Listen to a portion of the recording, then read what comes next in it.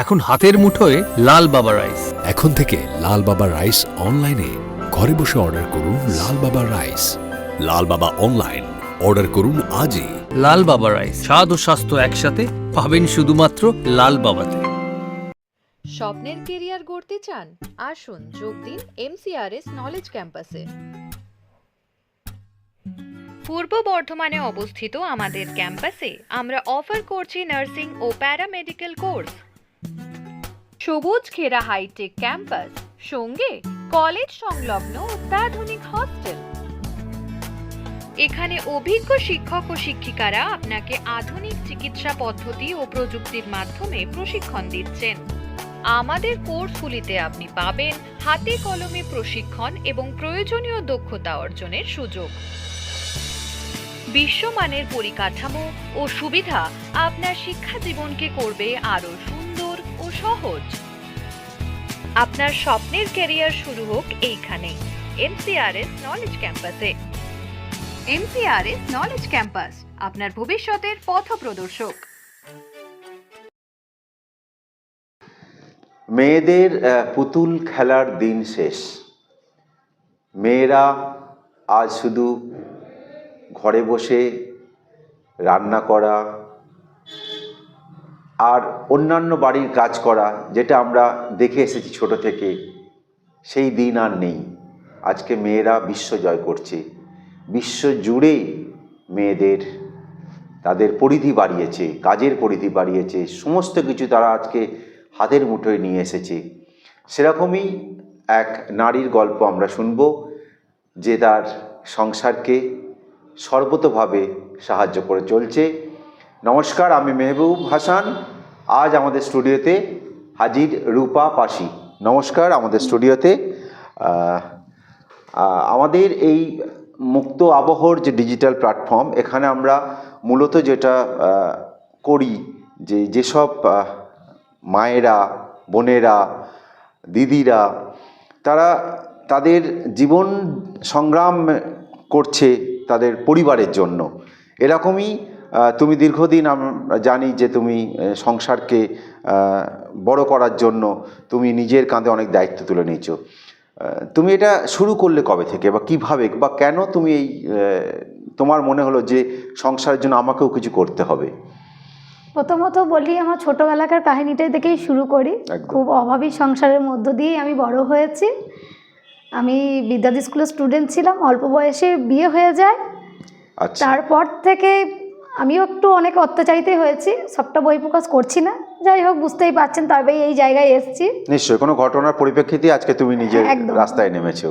তো আমার একটা ছোট ছেলে আছে, ক্লাস 9-এ পড়ে, এই 15+, প্রিন্সিপাল বয়েজ স্কুলে পড়ে। তো আগে আমি প্রথমত বলি, আমার মানে পড়াশোনার দিক থেকে আমার যেটা অভাবী ছিল, যেটার জন্য আমি অনেকটা এগোতেই পারিনি। বাড়ির প্রথমত মায়েরা আগেতেই ভাবতো মেয়েরা খালি হাতা খুনতেই নাড়ে, একদম সেই দিন তো শেষ। তারপরে হচ্ছে যে আমার বিয়ে হয়ে যাওয়ার পর তারপরে অনেক ঘটনা ঘটে যায়। তারপরে আমি বাপের বাড়িতেই থাকি। এমনি বাড়ি কোথায়? এমনি বাড়ি আমার রাধানগর পিত্তলা ইউনিভার্সিটি রোডেই, ওখানেই।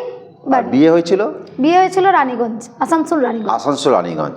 তাহলে বর্ধমান থেকে একদম রানীগঞ্জে আবার ফিরে এলে বর্ধমানে? একদম ফিরে এলাম বর্ধমানে। এই জার্নিটা কেমন ছিল? জার্নিটা খুবই কঠিন ছিল। খুব অত্যাচারিত হয়েছি, কোর্টেও দ্বারস্থ হয়েছি, 12 বছর কোর্টে কেস চালিয়েছি। এরকম আমি একটা ডিভোর্সি মেয়ে। তারপর নিজের ছেলেকে বড় করার জন্য আমি নিজেই ছেলেকে ওখান থেকে নিয়ে এসেছিলাম, মানে স্বামীর বাড়ি থেকে। তো এখানেও মা আমাকে খুব একটা যে সাপোর্ট করেছে সেরকম নয়। আমি পরিচারিকার কাজ করে, আমি আমাকে ছোটোবেলা থেকেই দেখছেন, পড়াশোনাটা আমি ঠিকমতো করতে পারিনি। তারপরে আমার বিদ্যাধী স্কুলে কৃষ্ণা ম্যাডাম আমাকে রবীন্দ্র মৃত্যু বিদ্যালয়ে ভর্তি করে দেন। ওখান থেকে মাধ্যমিক, উচ্চ মাধ্যমিক দিই এবং এখনও পর্যন্ত আমার ফার্স্ট ইয়ার গ্র্যাজুয়েশন চলছে। বাহ, ও তার মানে তো পড়াশোনাও করছো, তো দারুণ ব্যাপার। এখন আমি স্টুডেন্ট বলতে পারি। এত কিছু করার পর, এত জীবনে ঝড় ঝঞ্ঝা চলে যাবার পরও পড়াশোনায় চালিয়ে যাচ্ছে, তাহলে পড়াশোনার প্রতি একটা ভালোবাসা নিশ্চয়ই তোমার আছে। এটা একদম স্যালুট করার যোগ্য। তারপর তুমি কি করলে? তারপর ছেলেকে, যেহেতু আমাকে নিজের সংসারটা টানতে হবে, তখন আমার বাড়ির তো কাউকে সাপোর্ট পাইনি। ছোটবেলা থেকে আমি পরিচারিকার কাজ করেই ছেলেকে মানুষ করে এসেছি। তোমার ক ভাই বোন? আমরা 3 বোন 1 ভাই। কি বাড়িতে বাবা মা কি করতেন? বাবা ছোটবেলাতেই গত হয়েছিলেন। আচ্ছা। আর মা তো রয়েছেনই। মা চেষ্টা করেছিলেন, যেহেতু আর্থিক অবস্থা দিক থেকে খুবই পিছিয়ে ছিলেন, একা ছিল না, যে যার মতন করে সবাই নিজের মতন করে তৈরি হয়েছে। আমি আমার জীবনটা আমার মতন করে বেছে নিয়েছি। ছোটবেলা থেকে পরিচারিকার কাজ করতে করতেই বিদ্যাধী স্কুলেও পড়তাম, স্কুল থেকেও প্রচুর হেল্প পেয়েছি। তারপরে তো মানে পরিচারিকার কাজ করতে করতে ছেলেকে মানুষ করা, তারপরে দলে। এই যে তোমার কম বয়সে বিয়ে কি জন্য, মানে বাবা মা আর পড়াতে পারছিল না বলে, না মনে হলো যে মেয়ে আমার ঘাট থেকে নামলে হয় বলে একটা বিয়ে দিলাম? ছেলে অ্যাকচুয়ালি আমার পছন্দ ছিল না, আমার বিয়ে করার কোনো ইচ্ছাই ছিল না। আচ্ছা। বলতে গেলে বিয়েটা আমার জোর জবরদস্তি। তখন বয়স কত? তখন আমার 14+। ও বাবা, তাহলে তো মানে খুবই ছোট বয়সে বিয়ে হয়েছে। একদম নাই, এখনকার দিনে তো এটা হয় না। তারপরে কোর্ট কাছারি, আমি তো চাইনি তখন মাকে ইয়ে করে, তখন মাও আমার উপরেও একটু অত্যাচার করেছিল, কোর্ট কাছারির পিছনেই ছিলাম। তো কি আর ভাবে, মানে মা পাচ্ছিলেন না বলে চাইছিলেন যে আমার ঘরে একটা ছেলেটা যেহেতু আমি কিছুটা, ছেলেটাও ভালো, আমার সংসারে একটু স্বাচ্ছন্দ্য আসবে, একটা পরিবার করবে বলে। আমি দোষ দিতে পারি না। বিয়ের আগে ছেলে বলেছিল পড়াবে, কিন্তু সেটা অস্বীকার।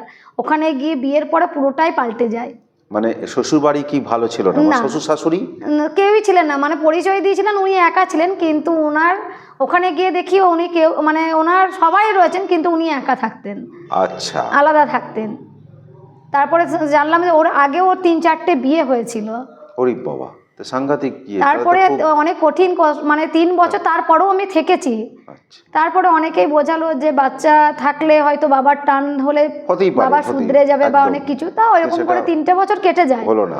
তারপরেও চেষ্টা করেও দেখি যে ও শুধরায়নি, এমনকি আমাকে স্কুলে ভর্তি করার কথা বলেছিল, স্কুলে গিয়ে কথা বলিয়ে এসেছিলেন হেডমাস্টার মশাইয়ের সঙ্গে যে হ্যাঁ বিয়ের পরে পড়া যাবে, তো উপরন্তু কিন্তু আমাকে স্কুলেও পড়ায়নি। ওইভাবে তারপরে আমাকে অন্যজনের কাছ থেকে বিক্রি পর্যন্ত করে দিয়েছিলেন। আমি ওই জাল থেকেই বেরিয়ে এসেছি। একদম। মানে ওই স্বামী, হ্যাঁ আমাকে স্বামী অন্যজনের হাতে তুলে দিয়েছে। চলে গিয়েছিলে? হ্যাঁ চলে গিয়েছিলাম। ওখান থেকে আমি কোনো রকম। কোথায় গিয়েছিলে? মানে আমি রাস্তা থেকে, আমার গাড়ি থেকে আমি পালিয়ে এসেছি। ও গাড়ি করে নিয়ে চলে যাচ্ছিল? হ্যাঁ গাড়ি করে নিয়ে চলে যাচ্ছিল। আমি ওখান থেকে আমি মানে সাংঘাতিক একটা জীবন কাটিয়েছো। সেখান থেকে ফিরলে কি পুলিশের কাছে সোজা না বাড়ি? সোজা পুলিশের কাছে গেছিলাম, কিন্তু ওইখানে অন্ডাল থানা কোনো স্টেপ নেয়নি। বলেছিল স্বামী স্ত্রীর ব্যাপার, আপনারা নিজেরা মিটিয়ে নিন। আচ্ছা। আমি এরকম ভাবে অনেকবারই গেছি, বাড়ির থেকেও অনেকবার ইয়ে করে দিয়েছে। যখন লাস্ট বার হয় কি যে আমি ওখান থেকে আর বেরোতে পারছি না, তখন আমি কোনো রকম মানে মাঝরাতেই আমি ছেলে নিয়ে, একদম 3 মাসের ছেলে, ওই ছেলে নিয়ে আমি বেরিয়ে চলে আসি। ওই মানে মাঝরাতে তুমি বেরিয়ে চলে এলে? দিয়ে স্টেশনে নিশ্চয়ই? স্টেশনে দুর্গাপুর থেকেও আমাকে অনেকবার নিয়ে গেছে। আচ্ছা। স্টেশন থেকে, বাস স্ট্যান্ড থেকে অনেকবার যেরকম ভাবে আমি পালাতে চেয়েছি কিন্তু পারিনি। মানে কখনো সব সময় ধরা পড়ে গেছে? সব সময় ধরা পড়ে গেছি, যেহেতু রিভলভ ফিভল সবই থাকতেন। তো ওইখান থেকে যাওয়ার পর আমি একদম সিদ্ধান্ত নিয়েই ফেললাম, যখন ছেলেটা আমার রেলগেটের সামনে চলে যায় তখন আমায় মেরেছিল, যে কিনা আমি মাথার ঘোমটাটা খালি খুলে গেছিলো বলে, যে আমার জীবনে যে ছেলে রেলগাড়ির সামনে ছেলেটা যাচ্ছে সেটারও ইয়ে নেই, আমার মাথার ঘোমটাটাও ইম্পর্টেন্ট মনে হয়েছিল। তো ওখানকার চ্যাপ্টার ক্লোজ করেই আমি আবার একটু এই দিকেই চলে আসি। এখানে কি একদম মায়ের কাছে? একদম মায়ের কাছে। তখন মা কি বললেন? মা তখন মেনে নিয়েছিলেন যে আমাকে ওখানেই থাকতে হবে, এত অত্যাচার হয়েছে তারপরেও মা বলেছিল ওখানেই থাকতে হবে। আর বাকি বোন ভাইরা কি বলছিল? ওরা সেরকম ভাবে ইয়ে করেনি, সাপোর্ট করেনি। তাহলে তুমি তখন কি করলে? তখন আমি ডিসিশন নিলাম আমি কি করব। তখন আমি নিজেকে নিজে, আমি অনেকজনের কাছেই গেছি, আমি কোনো জায়গায় সাহায্য পাইনি, বর্ধমান থানাতেও আর যাইনি। তখন আমাকে একজন হেল্প করেছিলেন, ফাল্গুনি বলে একজন রয়েছেন, আমাদের কেবল দিতেন। উনি বললো তুই তাহলে এক কাজ কর, বার অ্যাসোসিয়েশন থেকে ডাইরেক্ট কোর্টে গিয়ে তুই নিজেরটা প্রকাশ করতে পারিস। তো ওখান থেকে আমি সরকারি উকিল পেয়েছিলাম। আচ্ছা। সরকারি উকিল পেয়ে আমি 12 বছর কেসটা চালিয়েছিলাম। এখন মিটমাট মিউচুয়াল, কারণ ওনারা সব কিছুতেই ওনারা দেখছেন পিছিয়ে যাচ্ছেন। একটা রফাদফায় এসেও ছিলাম, আমি ডিভোর্সও করতে চাইনি, আমি চেয়েছিলাম আমাদের ভরণ পোষণের দায়িত্বটা নিই, কিন্তু আমাদের ভরণ পোষণের দায়িত্বটা নেয়নি। আচ্ছা। এবং আমার জীবনে যেগুলো হয়েছে সেইখানের পর আমি ওখানে আর যেতে পারিনি।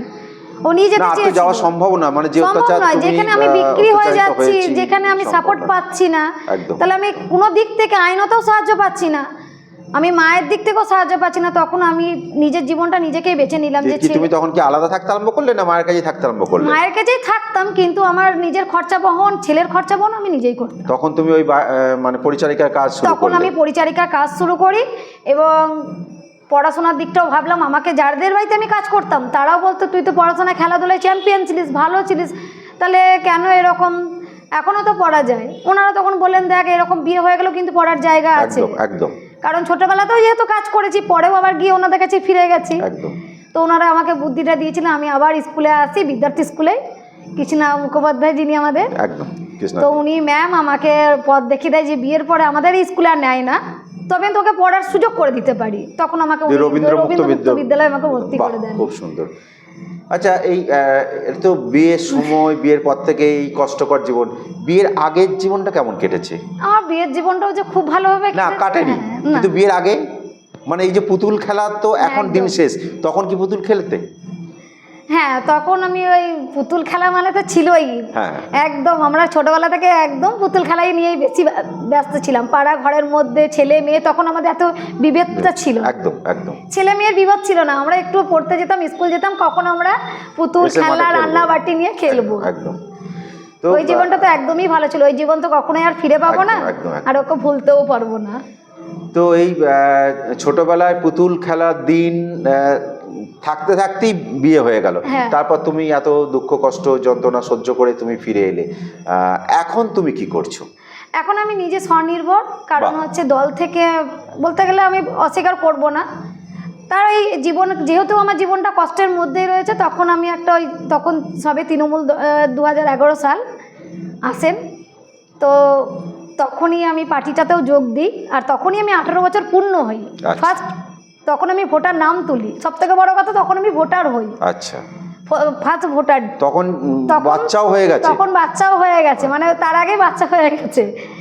তো তখন আমি ভোটার হওয়ার পরই দল থেকে যখন যা হয়, তখন বিভিন্ন কাজের মধ্যে জড়িয়ে পড়লে, তখন সবাই বলেছিল দেখ নলে গেলে হয়তো কেউ তোকে সাহায্য করতে পারে, কাজ পেতে পারিস, জায়গাও পাবি থাকার, আমি এইরকম। তারপরে আমি সব থেকে অত্যাচারিত হয়েছে, আরও দেখলাম যে একাত্ম জীবনটা, কোর্টে কেস তো আমার 12 বছর ধরে চলছে, সেলসম্যানেও কাজ করছিলাম, পরিচারিকারও কাজ করছিলাম, এবং স্কুলেও পড়ছি, সবটাই বহন। সবাই আমার, যেহেতু পাড়ার প্রতিবেশী আরও অনেকেই সাপোর্ট করেছে, সবাই আমাকে হেল্প করেছে।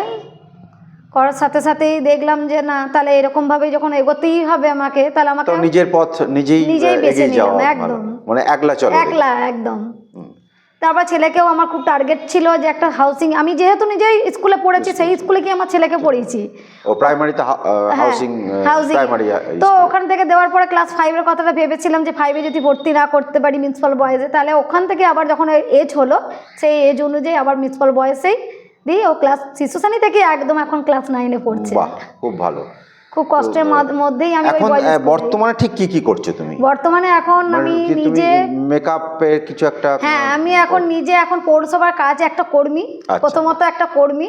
আচ্ছা, তারপরে দেখলাম কি ধরনের কাজ করতে হয় ওখানে। আমি একটা প্রথমে ওয়ার্ড সুপারভাইজার হিসেবে ছিলাম, ওয়ার্ডে দেখাশোনা করতাম। তারপর দেখলেন মানে ওয়ার্ডেই ওনারাই সবাই বিবেচনা করে দেখেছে স্কুলে পড়াশোনা করে, হসপিটালে অনেক কিছু কাজ করে, তাহলে ওকে এই জায়গায় না রেখে যদি ট্রান্সফার করে দেওয়া হয়। আর বিশেষ আমিও অসুস্থ হয়ে পড়েছিলাম বিশেষ কারণে, ওরকম কাজ করতে না পারায় তখন আমি অ্যাপ্লিকেশন দিই মিউনিসিপ্যালিটি সেটা আমাকে আমার যোগ্যতা অনুযায়ী, আমার বায়োডাটার যোগ্যতা গ্রহণ করে ওনারা আমাকে এমএফপি স্কুল, দুবরাজদিঘি এমএফপি স্কুলে ট্রান্সফার করে দেন। আচ্ছা, এখনও ওই স্কুলেই রয়েছে। আর বর্তমান হাজবেন্ড হচ্ছে পৌরসভার স্টাফ, আমাদের পার্টিরই এক কর্মী। উনি এইসব দেখেই আমাকে মানে মাথার উপর গোজা ঠাই, মানে গার্জেন হিসেবে বলতে পারেন এখন উনি আমার একদম। তার মানে এই কষ্ট থেকে মানে তারপরেও নিজের কাঁধে তোমার দায়িত্ব তুলে নিল, মানে তোমার হাত ধরলো, নিশ্চয় দাদাকেও অনেক